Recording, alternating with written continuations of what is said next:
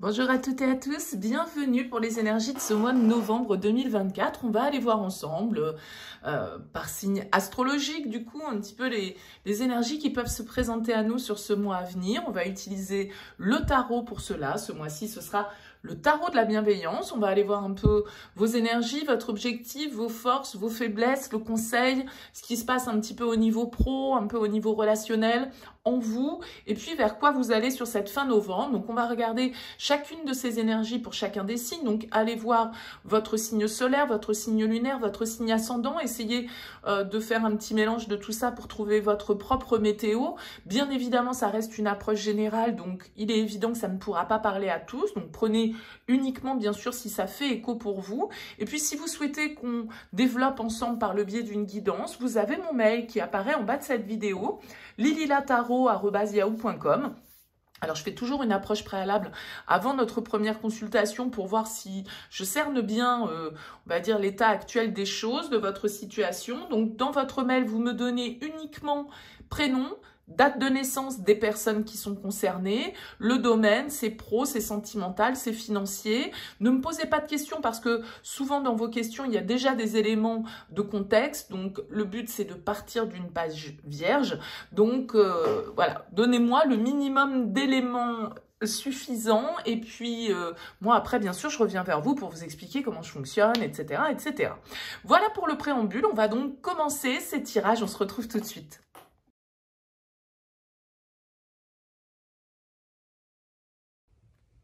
Bienvenue les taureaux pour les énergies de ce mois de novembre. On regarde donc ici votre énergie principale, votre objectif, ce sur quoi vous pouvez compter, votre force, le défi, le conseil, votre vie active, votre vie relationnelle, votre vie intérieure et comment vous sortez de ce mois de novembre. Alors on a quand même pas mal d'arcanes majeures, la tour ici qui ressort en vibration principale, l'étoile en objectif, le magicien en défi, et la force dans votre vie relationnelle. Donc, un mois qui peut être un mois quand même assez important pour vous avec ces différentes arcanes majeures. Alors, vous commencez, si je finis mon truc, on a des énergies de terre, on a des énergies de coupe, on a du feu, on a de l'air, le reste est assez équilibré dans les énergies.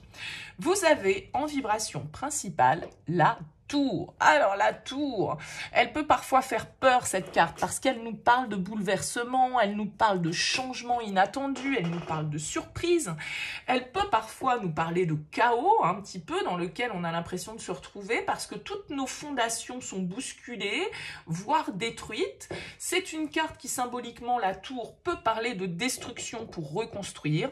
Pour moi, je l'appelle parfois la carte du réveil, c'est-à-dire que c'est aussi la vie, les éléments extérieurs qui viennent nous confronter à certaines situations pour nous faire prendre conscience des changements qui sont à opérer, des choses qu'on doit lâcher, des croyances et des illusions dont on doit se débarrasser. Donc ça peut être une carte un petit peu de prise de conscience et de réveil, parfois un peu brutal, mais nécessaire pour nous aider à redistribuer un petit peu peut-être les cartes du jeu et aller dans une direction qui nous est plus favorable. C'est sans doute ce que vous voulez. Vous avez et le 16 en énergie principale et la 17, donc l'étoile, en objectif. L'étoile, elle nous indique ici que ce que vous voulez, c'est retrouver une certaine forme de sérénité et d'apaisement. C'est de suivre le chemin que vous sentez vous être destiné. C'est retrouver de l'espoir, de l'optimisme dans une situation. C'est peut-être calmer des conflits qui ont éclaté, parce que la tour, elle pourrait nous parler de colère, de quelque chose qui éclate et qui vient un petit peu justement semer ce fameux chaos dont je parlais. Donc avec l'étoile, ce qu'on veut, notre objectif, c'est d'apaiser tout ça, c'est de retrouver une certaine forme de sérénité et d'équilibre avec cette carte de l'étoile, de retrouver le droit chemin peut-être et d'avancer dans une direction qui nous semble être la plus favorable pour nous. Et l'étoile, pour moi, c'est quand même aussi une carte de lâcher prise. C'est quand on accepte, on va dire, les aléas de la vie, les irrégularités de la vie, et qu'on sait, en fait, au fond de soi, que de toute façon, tout a toujours une raison, en fait, d'arriver. Et que même parfois, si des événements nous chahutent, et bien souvent, après coup, avec le temps, on se rend compte aussi du pourquoi, du comment. Et même si ça nous a paru inconfortable peut-être à un moment donné, eh bien, on sait que c'était pour justement nous faire changer un petit peu de trajectoire. Donc, on fait confiance avec la carte de l'étoile à notre destinée, entre guillemets. On accepte de ne pas avoir le pouvoir sur tout, de lâcher prise et de suivre le courant. Ce qui va vous aider avec cette 9 d'épée, c'est sans doute votre capacité à ne pas trop mentaliser. Parce que la 9 d'épée, c'est bien qu'elle se retrouve en force. C'est une carte qui, symboliquement, dans le tarot, parle de stress, de peur, d'angoisse, de pensée un petit peu qui tournent en boucle, d'insomnie, de culpabilité, de pessimisme. Enfin, vous voyez un peu l'ambiance un peu noire, un peu complexe de ce 9 d'épée. Alors, elle vient en force, donc pour moi, ça veut dire que soit vous avez réussi, les taureaux, à identifier certains de vos blocages, à vous rendre compte que vous étiez le seul coupable, entre guillemets, à alimenter vos peurs, ou à trouver les coupables qui alimentent vos peurs. Parce que la 9 d'épée, ça peut être aussi les pensées négatives qu'on nous transmet. Vous savez, parfois, on peut avoir un projet, une envie, et puis quand on en parle aux personnes autour de nous, ben, en fait, elles nous font flipper.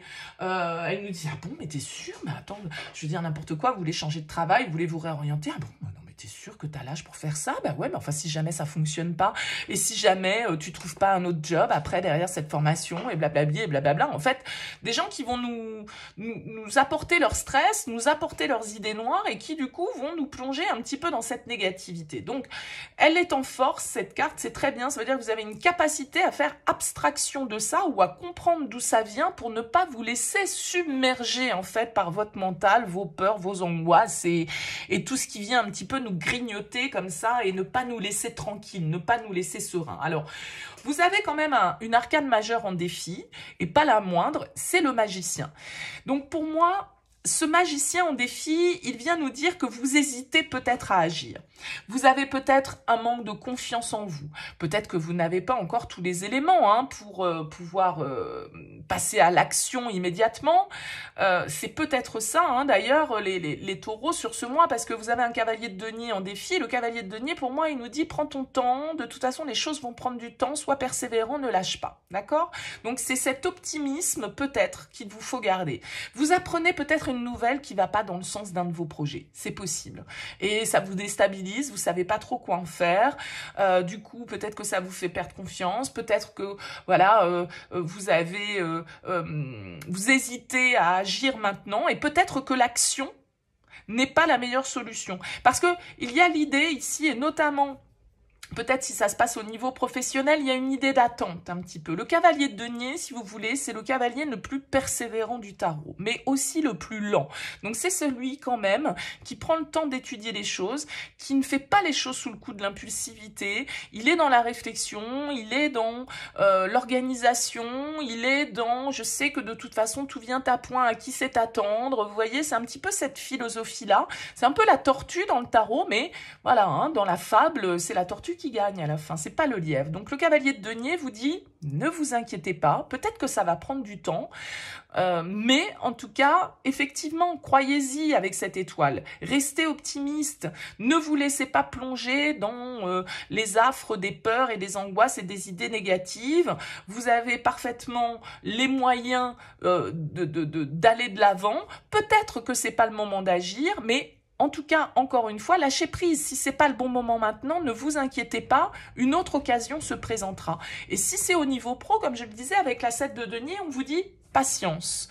C'est une carte soit de récolte, mais on n'est pas vraiment à la récolte. D'un certain côté, voilà, on attend que ça mûrisse. Il y a quelque chose qui doit mûrir dans votre situation, les taureaux, et donc peut-être que c'est au niveau professionnel, peut-être que tout compte fait, voilà, ce que l'on attendait n'arrive pas tout de suite et est un petit peu décalé, ou bon, je ne sais pas. On vous dit patience. Encore une fois, les choses viendront en temps et en heure. Il y a des phases que vous ne pouvez comprimer, entre guillemets, où il y a des choses contre lesquelles vous ne pouvez pas lutter. Ça va demander du temps et il vous faut l'accepter parce que peut-être que c'est pas encore le moment d'agir. Peut-être que vous êtes plus en phase de déconstruction que de construction. Voilà, pour construire, pour entamer ce nouveau départ avec le magicien, eh ben, il faut déjà déconstruire. Et c'est un peu ce que la tour pourrait nous dire. Donc, déconstruisez pour pouvoir replacer après les pièces dans le bon ordre et dans la direction dans laquelle vous souhaitez aller. Au niveau relationnel, on a une arcane majeure également, on a la force ici. Alors, elle peut symboliser le signe du lion. La force, c'est quand même une carte un petit peu de détermination, de courage, d'audace. Peut-être que c'est dans ce domaine-là de votre vie que vous allez avoir à faire face à de l'imprévu et à de l'inconstance, où vous allez devoir faire preuve de courage pour combattre vos peurs, pour combattre une situation qui vous tombe dessus sans crier gare et que vous n'attendiez pas. Ça peut être au niveau relationnel. En tout cas, la force nous indique justement votre capacité à combattre, votre capacité à vous relever après un échec, votre capacité à tenir bon malgré les obstacles, malgré les détours, malgré l'adversité. Il y a vraiment cette idée dans cette énergie de la force. Donc, la force, elle pourrait aussi, pour certains, parce qu'on a quand même des cartes ici entre la tour et le 8 de bâton, qui pourraient me parler, si on veut mettre les choses un petit peu au niveau relationnel, de coups de foudre et d'inattendus, d'accord? Parce que ça, c'est une carte de coup de foudre aussi, une carte de changement. En tout cas, je ne sais pas si c'est le coup de foudre pour quelqu'un, mais ça peut être, encore une fois, le coup de révélation qui nous traverse, qui nous transperce, on comprend, ça y est, voilà, on sait où on doit aller, on sait quel est notre chemin, il faut qu'on arrête de se prendre la tête, il faut qu'on arrête de tout gribouiller en noir, et puis les choses viendront en temps voulu, vous voyez, il y a cette idée-là. Donc la force, elle peut me parler de passion, elle peut me parler aussi de rapport de force, du coup, dans une relation, c'est-à-dire du relationnel où, voilà, on s'affronte un petit peu, c'est pas forcément méchant hein, avec la force, mais voilà, on est dans une forme de confrontation peut-être, de désir qu'on doit contrôler, qu'on doit en tout cas essayer de maîtriser, parce que c'est aussi ça, c'est un peu la passion et l'intensité du lion, et puis la sagesse et le calme ici de cette jeune femme. Donc, il va falloir tempérer sans doute un petit peu les choses, il peut y avoir un petit peu d'agitation avec cette carte de la force, il peut y avoir aussi de la passion et du désir. Bon, donc vous voyez un petit peu comment ça s'associe à ces autres énergies qu'on a évoquées précédemment. Dans votre vie intérieure, on a la 8 de bâton. La 8 de bâton, comme je le disais, associée à la tour, ça pourrait être un coup de foudre.